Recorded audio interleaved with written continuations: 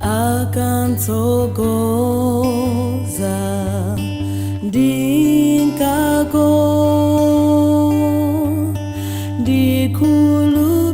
dikulupila buyeyo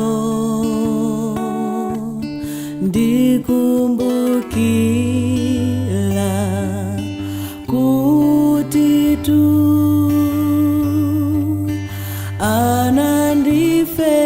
anandifela pamtanda Yesu andito gozatu ulendo wanga osewo bwenzilo na ndiyeyo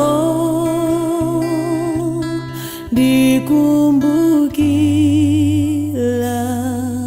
mtandao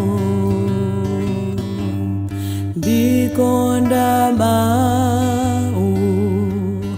akewo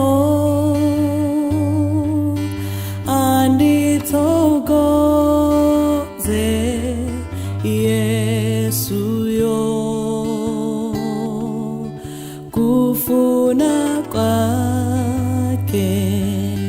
ndichite anandifela pamtanda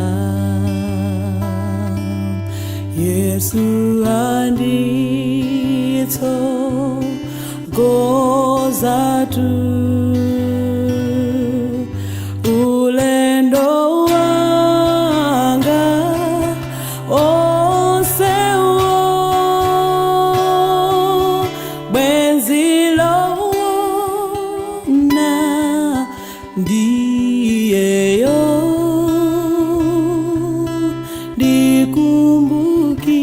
dikumbukila mtandao